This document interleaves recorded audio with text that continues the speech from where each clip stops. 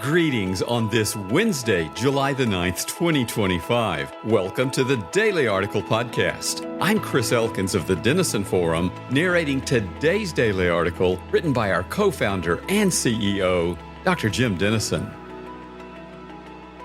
If you're like me, you're ready to think about some good news this morning. My wife and I, like so many others, have been living in grief since the news broke last Friday of the floods in Central Texas and the devastating loss of life. As of this morning, at least 111 have died, according to Governor Greg Abbott. Another 161 remain missing in Kerr County, including 5 campers and a counselor from Camp Mystic. But in the midst of unspeakable tragedy, stories of survival and hope are emerging as well. A family of 33 and a woman and her 2 dogs are among the survivors of one of the deadliest flood disasters in Texas history. Reverend Jaciel Hernandez Garcia, who was in charge of receiving survivors from Camp Mystic at the Reunification Center, witnessed children, quote, being offloaded from the bus, missing shoes, having dirt all over them, being hungry, seeing their parents from a distance, and their weeping out of joy. End quote. In addition, many who are grieving their losses are using their platform of suffering to share their hope in Christ with the world. Tavia Hunt, wife of Kansas City Chiefs CEO Clark Hunt, posted that their family lost a young cousin. She nonetheless wrote, "If your heart is broken, I assure you God is near. He is gentle with your wounds, and He is still worthy even when your soul is struggling to believe it. Trust doesn't mean you're over the pain. It means you're handing it to the only one who can hold it with love and restore what was lost. For we do not grieve as those without hope." End quote. It was my privilege to be their family's pastor for many years. Knowing them as I do, I am not surprised that they are using this tragedy to encourage others to trust in their Lord. Now, let's turn to other good news from a part of the world where it's often in short supply. President Trump and Israeli Prime Minister Benjamin Netanyahu had dinner at the White House Monday night and met again yesterday afternoon. Mr. Netanyahu met with House Speaker Mike Johnson yesterday and will meet with a bipartisan group of senators this afternoon. All of this to discuss the monumental changes in the Middle East that have occurred in recent weeks. Among them is news that a group of leading Palestinian sheiks have signed a letter pledging peace and full recognition of Israel as a Jewish state. Their plan is for their city of Hebron, the West Bank's largest city located south of Jerusalem, to break out of the Palestinian Authority, the PA, establish an emirate of its own, and join the Abraham Accords. The sheiks note the terrible exploitation of their people by their leaders. PA President Mahmoud Abbas is personally worth $100 million and are seeking a new way forward that would guarantee the security of Israel and the Palestinians. This could perhaps pave the way for normalizing relations between Israel and Saudi Arabia, which could lead other Arab nations to join the alliance and bring peace to the region. Whatever comes of this possibility, it at least points to a fact relevant to the tragedies of recent days. If Christians must account for evil, skeptics must account for good. When people use innocent suffering to claim that God cannot be all-knowing, all-powerful, and all-loving, they must then explain the altruistic, sacrificial good, apart from God, to be found in so many places, even in the midst of suffering.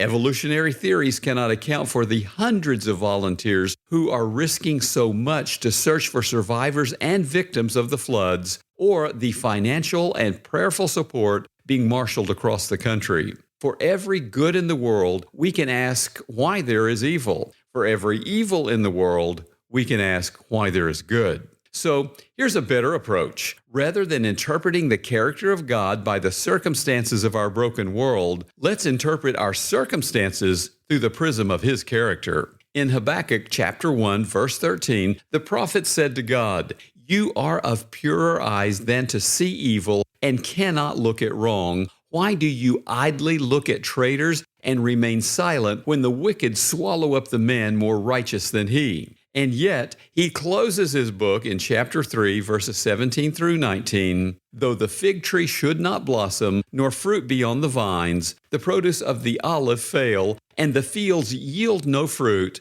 the flock be cut off from the fold, and there be no herd in the stalls, yet I will rejoice in the Lord. I will take joy in the God of my salvation. God, the Lord, is my strength. Paul pleaded 3 times with the Lord in 2 Corinthians 12, verses 7 and 8, to remove his thorn in the flesh, before learning in verse 9 that God's power is made perfect in weakness, and trusting his pain to his Father's providence. Jesus cried from the cross in Matthew 27, verse 46, my God, why have you forsaken me?" Before praying in Luke 23, verse 46, as he died, "Father, into your hands I commit my spirit." They each chose to know and to believe the love that God has for us out of 1 John 4, verse 16. To know in the Greek means to understand intellectually. To believe means to trust fully and personally.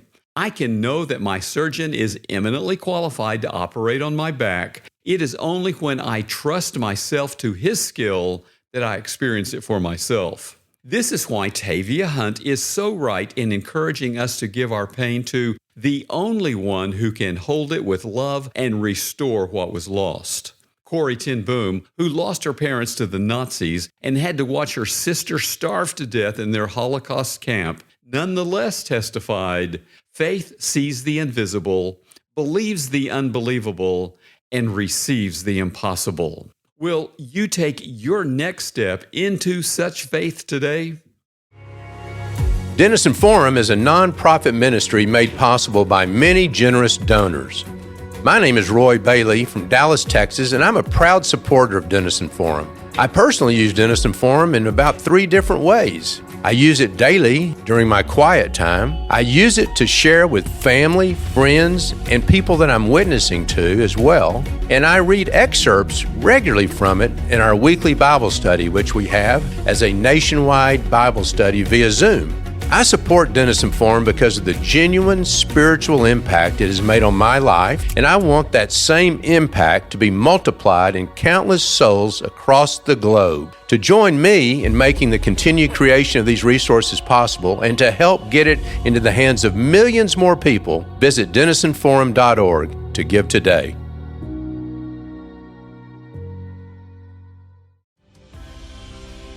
Thanks to generous supporters like you, Denison Forum's $30,000 matching grant has been fulfilled. But the Summer of Transformation campaign ends Friday, July the 11th, and the $650,000 goal is still within reach. If the daily article has helped you think more critically about today's news, your gift today will help extend that same clarity and conviction to someone else. These are your final days to give. So please visit denisonforum.org/transform25 to make your gift. Again, that's denisonforum.org/transform25. Truth still matters. And today, you can help send it further and transform more lives.